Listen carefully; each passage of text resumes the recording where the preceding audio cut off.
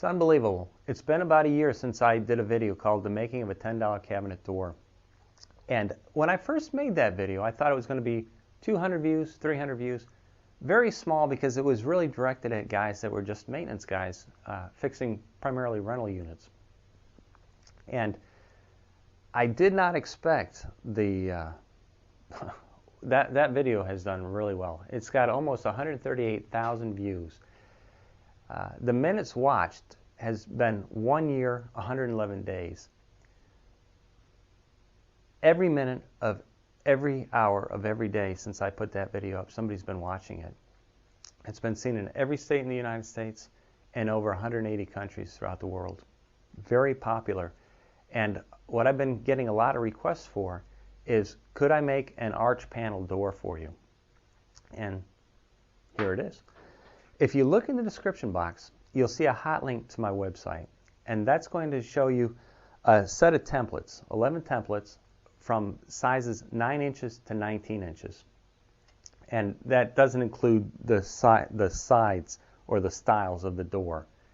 And with that set of templates, you can make an arch door for your own home. Let me show you how it works. This is what the templates are going to look like when you print them out at your house. For example, this is a 10-inch template, and just hit print and then take your scissors and cut it out and trace it onto your board. Now, for a template that is larger, that's going to take more than one sheet, what we have here is this template is a 12-inch template, and you'll see these little bullseyes. Okay, just do this up against a window. Let the light come through, and you line them up, and then tape them, cut them out, and you'll have a full-size template. No guessing involved. Let me show you how to make one of these. These are the power tools that we're going to be using. You're going to need a drill, a skill saw, or a hand saw. That'll work also. I prefer a skill saw myself. A scroll saw, and I use pocket joinery. And you can get this from Home Depot. It's about 40 bucks. And it's great for what we're going to do, but it's probably only good for 3/4 inch thick material. But it's going to work fine for what we're doing. And it's a good deal less than the cost of a Craig jig.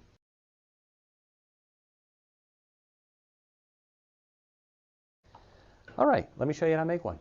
After you've measured the door that you're replacing, and you've figured the template that you're going to be using, take a 1x4 and mark the length of it, and we'll be cutting it. If you find that your door template needs to be a little bit larger, a little bit smaller, this mark right here is the center mark, and you can just add on a little bit on either side or subtract off a little bit on either side, and it'll still look good. Or go up to the next size or the next smaller size template. So there's some play in this also, is what I'm trying to say. All right, using a speed square and a circular saw, cut your board.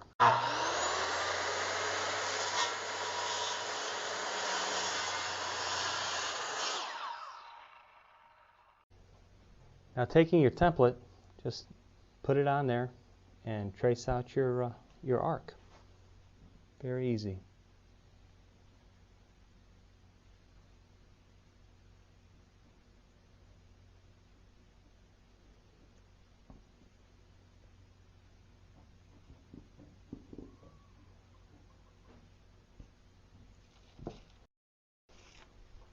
Now, using a jigsaw, follow your line.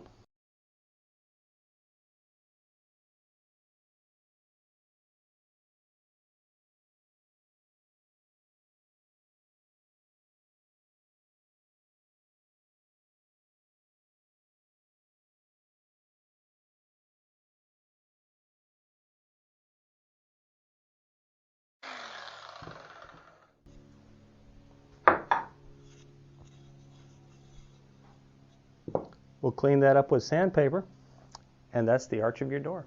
Now, using a 1x3, we're going to cut 2 stiles, 29 3/4 inches in length, and 1 rail, which is the bottom of the door, 10 inches. Okay.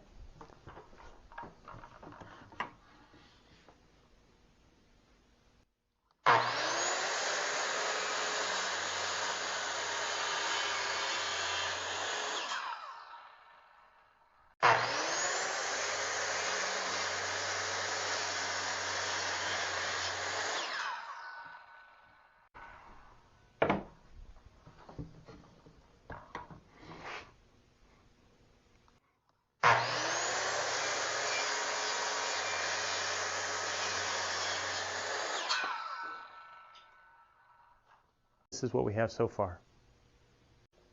This easy pocket hole jig kit is real convenient. What it does is it'll take a board and drill a hole at an angle, and it will allow you to use these pan screws to draw the joint tightly closed. Let me show you how easy it is to use. Just take your board and clamp it into the jig.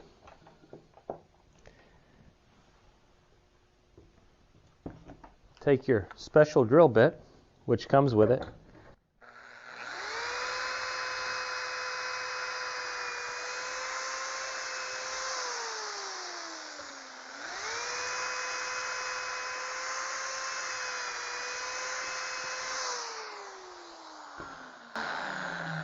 and that is all there is to it. You don't have to be accurate. It doesn't have to go specifically anywhere. And when you screw it together, it's going to draw your joint tight. Very convenient. All right, now this is where the real beauty of pocket hole joinery comes in. I like to take a little bit of glue, put it on my joint.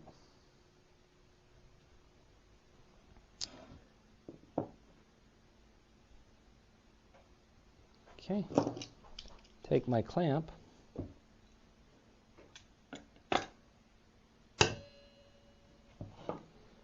using my pan head screws, put one in just like so.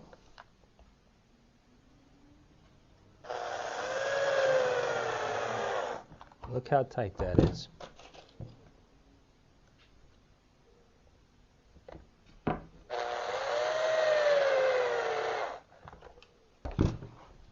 And it's done.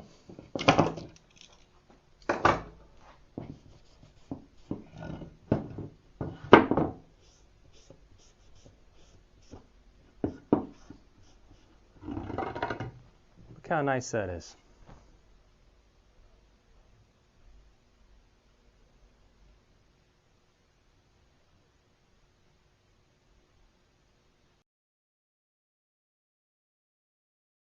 Now that we have our door assembled, place it on some paneling, and if you're using some kind of a stripe paneling like I am here, you want to kind of make sure that your edges are even with this band.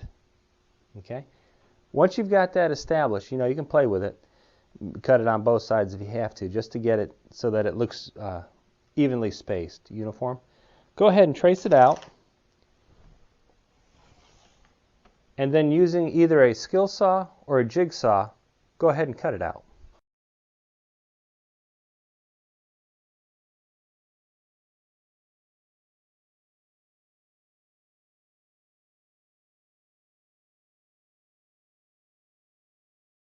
All right, now it's time to attach our back to the frame.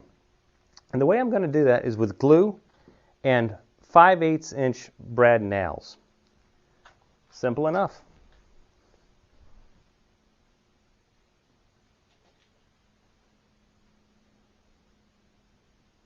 The brad nails are only to act as little clamps until the glue dries. It's the glue that's really going to hold the back panel.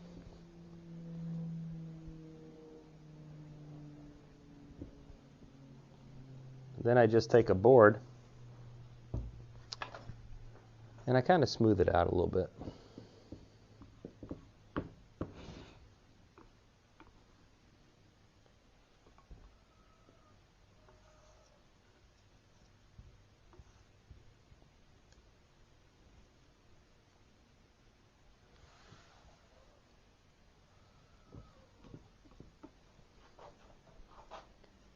Before everything dries, I'm going to wipe it down with a wet cloth. It'll work great.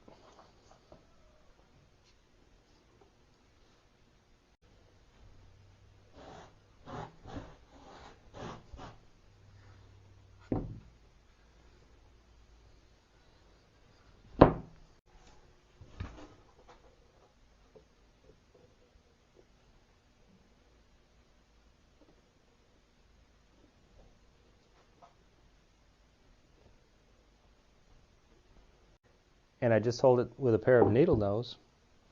Keeps my fingers out of the way. Real convenient.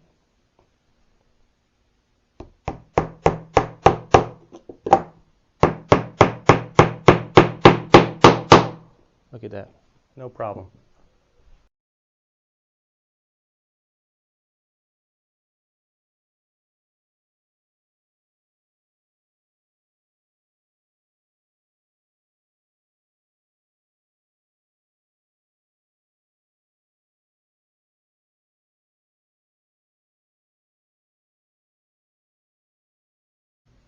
All right.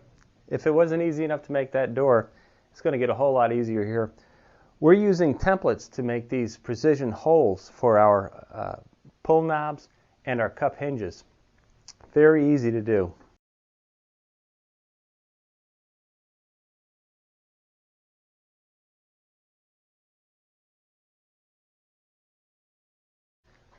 What I like to do is come up 3 inches from the bottom of my door and my top of my door,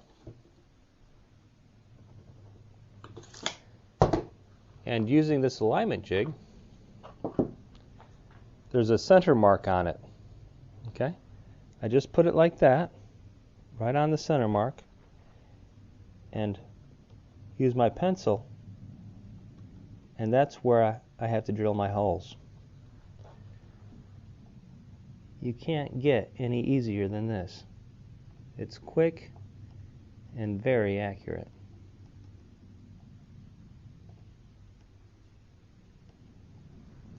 Okay. The next thing I'm going to do is using this Forstner bit that came with it. It goes in the center hole, and I only go down deep enough to cover the top of this bit.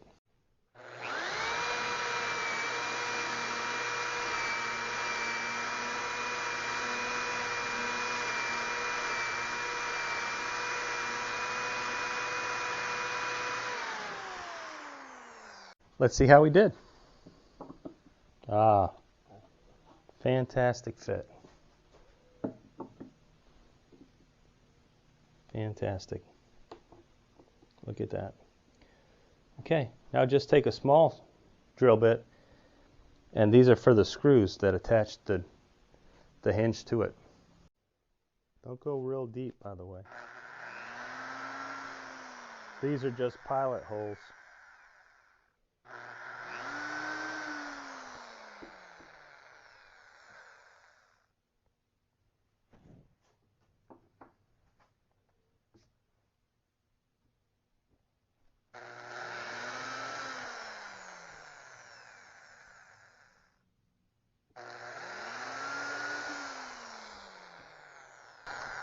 Your hinge side is taken care of.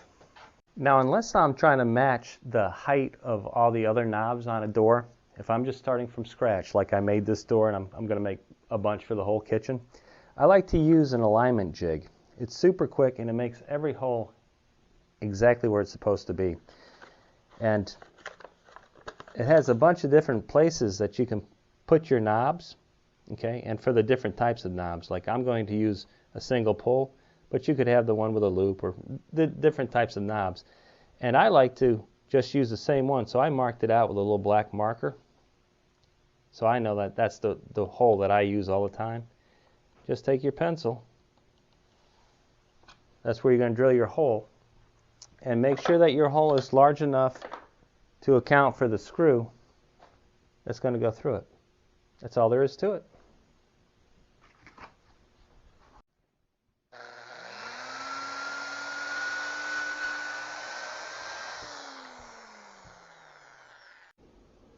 Well, here's our finished cabinet door. Really super fast to make, inexpensive. When you consider that the average kitchen only has, 8 to 10 doors, it doesn't take a lot of money to give it a facelift. And don't forget your vanities in your bathrooms. We just put a wooden knob on the front. We put in our cup hinges. It's ready to be installed. And this is what it would look like if you were.